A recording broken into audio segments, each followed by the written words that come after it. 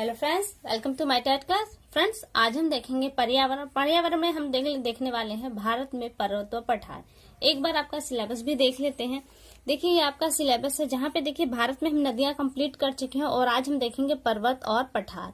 उसके बाद जो हमारे रह जाएगा उसे हम अगली वीडियो में कंप्लीट करेंगे। तो आइए स्टार्ट करते हैं पर्वत एवं पठार। देखिए, मेरे पास 6 की बुक है। यहाँ से अगर हम पर्वत पठार को देखना चाहे तो हमें मिल जाएंगे, बट वो बहुत ज्यादा डीप में नहीं है क्योंकि ये क्लास 6 की बुक है।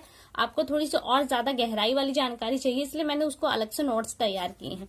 तो ये देखिए, यहाँ पे स्टार्ट करते हैं हम अपनी वीडियो को।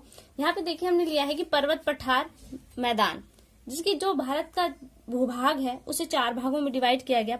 पर्वत, पहाड़, पठार और मैदान। पर्वत समस्त भूभाग का 10.5% क्षेत्र को लेता है, वहीं पहाड़ 18.4% भूभाग को लेता है, पठार 27.72% भूभाग को लेता है, वहीं मैदान देखें तो 43.2% भूभाग को घेरे हुए है। हमको यहाँ से पर्वत और पठार को देखना है, तो आइए स्टार्ट करते हैं, देखते हैं आगे। भारत के पर्वतीय क्षेत्र को 7 भागों में बांटा गया है। वो 7 भाग कौन कौन से हैं? हिमालय पर्वतीय क्षेत्र या उत्तर पर्वतीय क्षेत्र, क्योंकि हिमालय हमारा उत्तर में आ जाता है इसलिए उत्तर पर्वतीय क्षेत्र भी इसे कहा जा रहा है। पूर्वांचल श्रेणी, विंध्य पर्वत श्रेणी, अरावली पर्वतमाला, सतपुड़ा पर्वतमाला, अन्नामलाई की पहाड़ियां, नीलगिरी की पहाड़ियां। अब हम इसके बारे में थोड़ा सा डिटेल में और जाएंगे। देखिए, हम सबसे पहले यहाँ पे लेंगे हिमालय पर्वतीय क्षेत्र या उत्तर पर्वतीय क्षेत्र। तो इसको देखिए, यहाँ पे देख लेते हैं। पहले कह रहा है कि हिमालय का जो भाग है इसे 4 भागों में बांटा गया है। ट्रांस या परा हिमालय, हिमाद्री या वृहत हिमालय, हिमाचल श्रेणी या मध्य हिमालय, और आपका है शिवालिक श्रेणी। देखिए, इस चित्र में देखिए पहले आप, ये देखिए आपका दिया है हिमालय का। ये जो आप ब्लैक कलर की पट्टी देख रहे हैं ये हिमालय का क्षेत्र दिया गया है, और यहाँ पे हिमाद्री श्रेणी, परा जो हमारा परा हिमालय आता है वो इसके नीचे वाले में है, और ये जो काली पट्टी है हिमाद्री श्रेणी है। जो बीच में ये पट्टी आप देख रहे हैं मध्य हिमालय है, और ये जो सबसे लास्ट में दक्षिणतम, अब इसके हिस्से में भी ये उत्तर का आ जाता है और ये दक्षिण का। तो ये सबसे, इस हिमालय के सबसे दक्षिणतम छोर वाले पे कौन सी पहाड़ियां हैं? वो शिवालिक की श्रेणियां हैं। अब इनके बारे में भी थोड़ी थोड़ी सी हम जानकारी देख लेते हैं। देखिए, हमने यहाँ पे लिया है ट्रांस या परा हिमालय। यह हिमालय पर्वत के उत्तर में सबसे प्राचीन हिमालय है। देखिए, अब हम इसे दिशा के रूप में देखें तो ये उत्तर वाला हिस्सा आ जाता है और ये दक्षिण वाला। जो ट्रांस परा हिमालय है वो आपका ये घाटी आ जाती है, और ये मुख्य हिमालय से अलग है। हिमालय का मुख्य हिमाचल इससे गिनती नहीं होती, जिसके कारण इसे परा हिमालय का नाम दिया गया है। और इसकी प्रमुख चोटियां कुनलुन, कराकोरम, लद्दाख, जास्कर है। कराकोरम की सबसे ऊंची चोटी है कौन? केटू गाडविन आस्टिन, जो जिसकी ऊंचाई 8,611 मीटर है, और ये भारत की सबसे ऊंची चोटी है। अब देखिए हिमालय या वृहत हिमालय, इसे ही आंतरिक हिमालय, हिमाद्री या बर्फीली हिमालय कहते हैं। ये सबसे ऊंची श्रेणी है हिमालय की। इस श्रृंखला में विश्व के ऊंचे ऊंचे शिखर जैसे नामचा वर्मा, कंचनजंगा, मकालू, मनहालू, माउंट एवरेस्ट, गौरी शंकर, अन्नपूर्णा, धौलागिरी और नंगा पर्वत। बहुत ऊंची ऊंची चोटियां आपको यहीं पर मिलेंगी, और जिसमें माउंट एवरेस्ट, देखिए माउंट एवरेस्ट विश्व की सबसे ऊंची चोटी, जिसकी ऊंचाई 8,850 मीटर है, और ये कहाँ आती है? ये आपकी नेपाल में आती है। नेपाल में इसका नाम सागर माथा भी कहा जाता है। सागर माथा माउंट एवरेस्ट का नाम है। अब देखिए, आ जाता है हिमाचल श्रेणी या मध्य हिमालय। यह आपने जो 3 पट्टी देखी, यहाँ पे फिर से देखिए, ये जो 3 पट्टी देख रहे हैं इसमें ये जो मध्य वाली पट्टी है ये मध्य हिमालय है। मध्य हिमालय या हिमाचल श्रेणी, ये हिमाद्री श्रृंखला के दक्षिण में स्थित, क्योंकि आपने देखा ना हिमाद्री जहाँ है उसके दक्षिण में आता है, ये दक्षिण में है। इसकी जो मुख्य चोटियां हैं धौलाधार, पीर पंजाल श्रेणी, मंसूरी श्रेणी, नैनीताल, और जो प्रमुख स्थल है यहाँ पर वो है श्रीनगर, शिमला, कुल्लू, डलहौजी, नैनीताल, अल्मोड़ा और दार्जिलिंग। अब चौथा पार्ट आ जाता है हमारा शिवालिक हिमालय, नवीन वलित पर्वत। यह हिमालय का नवीनतम भाग है। सबसे नवीनतम भाग अगर हिमालय का कोई है तो वो शिवालिक हिमालय है। इसे उप हिमालय भी कहते हैं। यह कम ऊंचाई की श्रृंखला है, इस पर घने वन पाए जाते हैं। इस पर यानी कि जो इसकी ऊंचाई है सबसे कम इसी श्रेणी की आती है, और इस पे घने वन है। आगे देखिए, ये हमने एक पार्ट को देखा। एक पार्ट कौन सा हमने देखा? यहाँ पर हिमालय पर्वतीय क्षेत्र या उत्तर पर्वतीय क्षेत्र। यहाँ से हम दूसरे पार्ट को देखेंगे। कौन सा है वो? दूसरा पूर्वांचल श्रेणी। पूर्वांचल श्रेणी देखिए भारत के नक्शे में पहले देख लीजिए कहाँ पर है। भारत के नक्शे में ये जो रेड कलर में आप देख रहे हैं ना, यहाँ पे ये जो रेड कलर की जो पट्टी आपको दिखाई दे रही है, ये पूर्वांचल में आ जाती है, क्योंकि पूरब का क्षेत्र किधर है हमारा, ये पूरब है और ये पश्चिम है, तो पूर्वांचल क्षेत्र में आने वाली जो पहाड़ियां हैं वो पूर्वांचल श्रेणी के अंतर्गत आती हैं। तो यहाँ पे देखिए अरुणाचल प्रदेश के बाद नागालैंड, मणिपुर, मिजोरम के क्षेत्र में हिमाचल का जो विस्तार है उसे ही पूर्वांचल श्रेणी कहते हैं। इसकी मुख्य श्रेणियां हैं नागा पहाड़ी, पटकोई, त्रिपुरा, ब्लू माउंटेन, ये अलग पहाड़ी है, इसकी गिनती होती है इसके अंदर। अब आ जाता है हमारा विंध्य पर्वत श्रेणी। आपके मैप में कहा विंध्य पर्वत, तो ये देख रहे हैं विंध्य पर्वत, ये जो ब्लैक पट्टी देख रहे हैं, इस जो सारी रेड कलर में आपको यहाँ पे दिखाई दे रहा है वो पर्वत श्रृंखलाओं के बारे में है।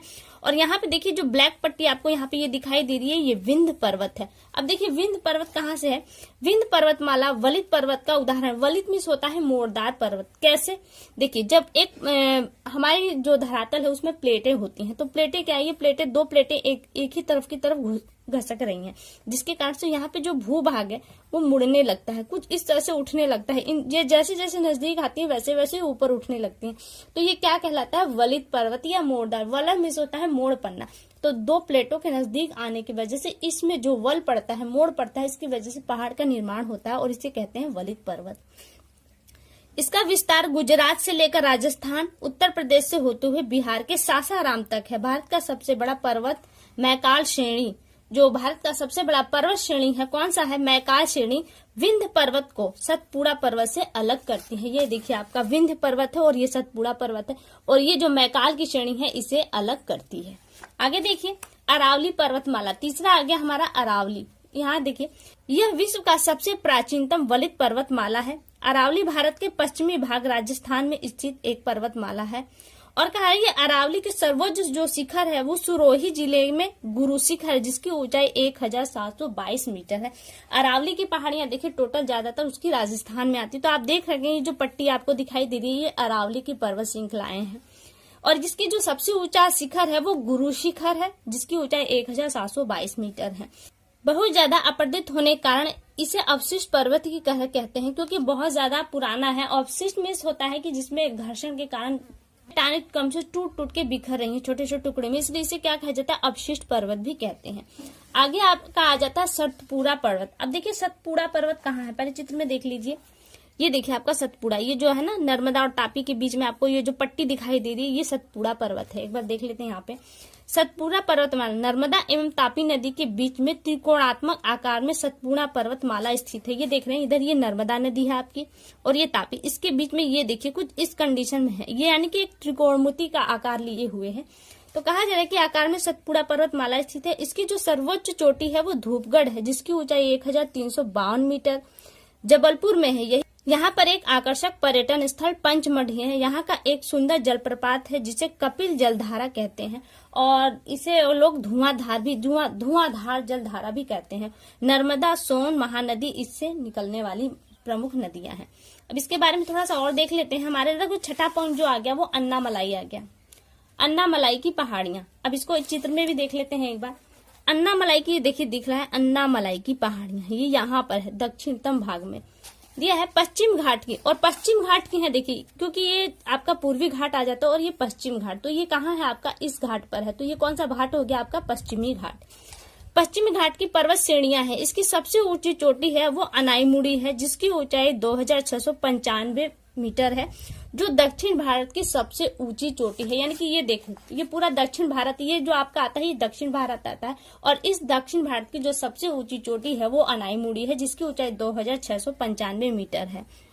मलयगिरी, यहीं पे आपको मलयगिरी मिलेंगे, यानी कि चंदन के, ये ऐसा पहाड़ियां हैं जहां पे केवल चंदन के वन पाए जाएंगे, इसलिए इसे मलयगिरी के नाम से भी जाना जाता है।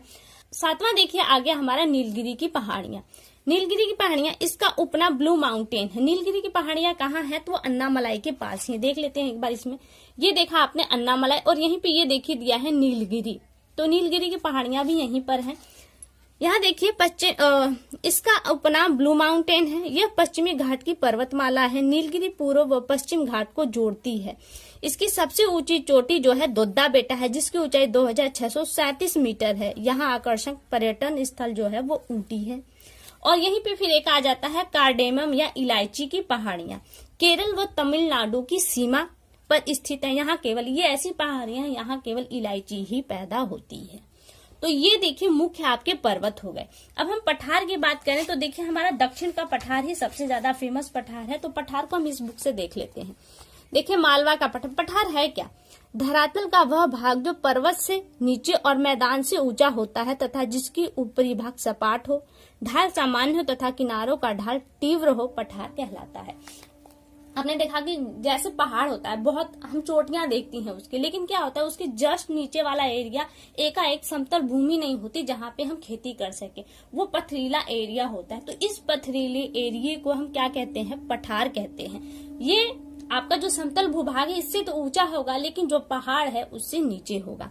तो यहाँ पे देखिए दिया है, इसके प्रमुख है मालवा का पठार, छोटा नागपुर पठार और दक्कन का पठार।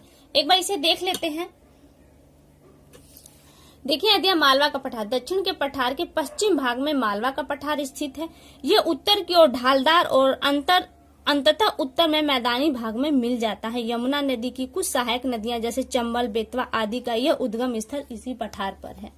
छोटा नागपुर का पठार, दक्षिण के पठार के उत्तर पूर्वी भाग से छोटा नागपुर पठार है। यह क्षेत्र लोहा और कोयला जैसे खनिजों के लिए समृद्ध है माना जाता है।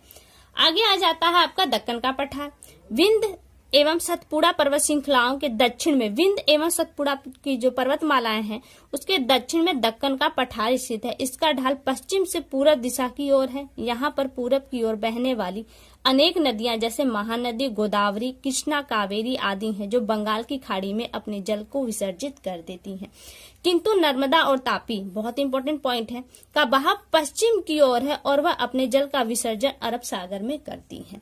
पश्चिमी घाट, हमने पढ़ा ना, पश्चिमी घाट सह्याद्री के नाम से भी इसे जाना जाता है, का विस्तार एक समान है, जबकि पूर्वी घाट बीच बीच में कटा छटा है। तो यहाँ से देखिए आपका ये पठार भी कंप्लीट हो गया। तो यहाँ से हमने देखिए पर्वत और पठार दोनों ही टॉपिक को कंप्लीट कर लिया। और ये टॉपिक आपका पर्यावरण वाले पार्ट के लिए और भूगोल की जो तैयारी कर रहे हैं उन दोनों लोगों के लिए बहुत ही ज्यादा इंपॉर्टेंट है। तो फिलहाल के लिए केवल इतना। वीडियो कैसी लगी एक बार कमेंट करके हमें जरूर बताएं। अगली वीडियो में आपसे फिर मुलाकात होगी, तब तक के लिए नमस्कार।